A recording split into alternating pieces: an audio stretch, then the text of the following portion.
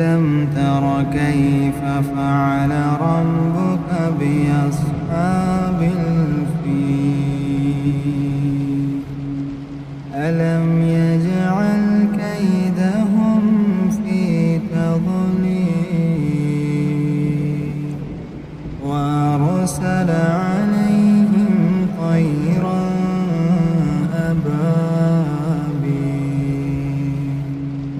ترميهم بحجارة من سجيل فجعلهم كعصف مأكول لإيلاف قريش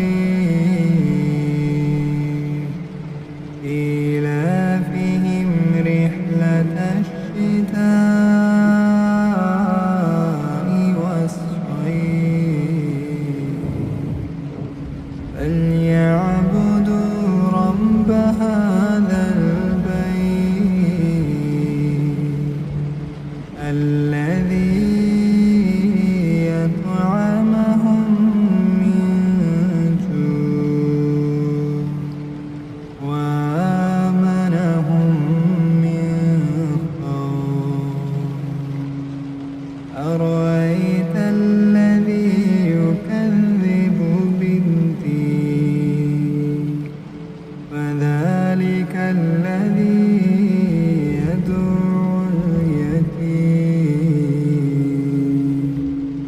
ولا يحض على طعام المسكين فويل للمصلين الذين هم عن صلاتهم ساهون الذين هم يراءون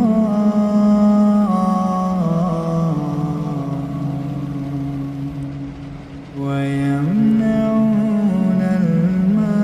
الماعون إنا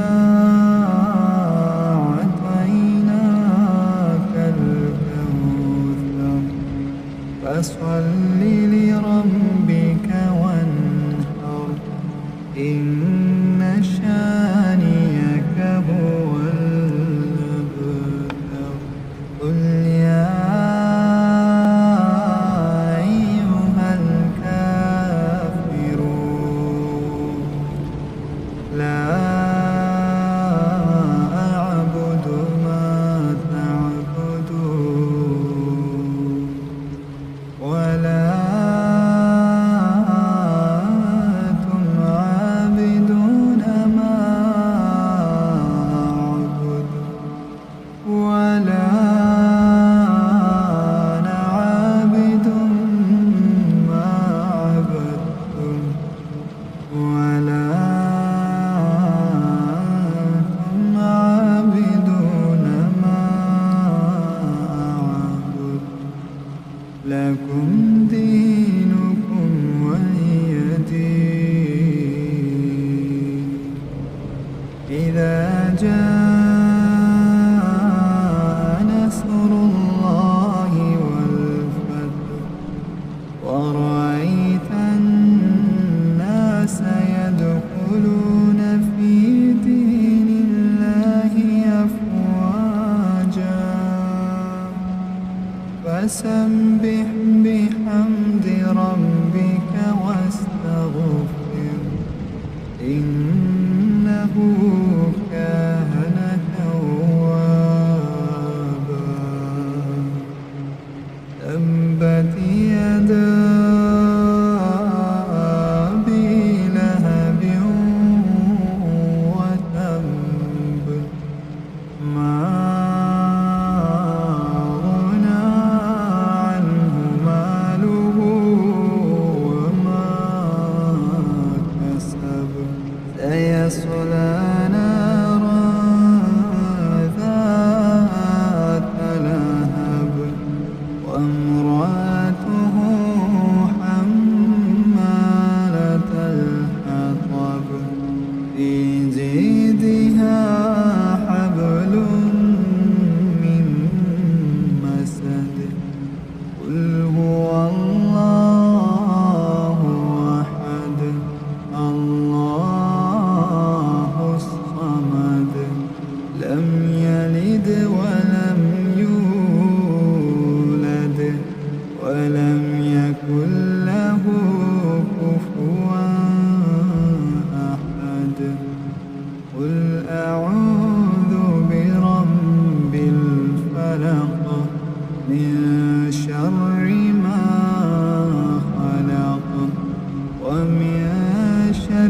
غاسق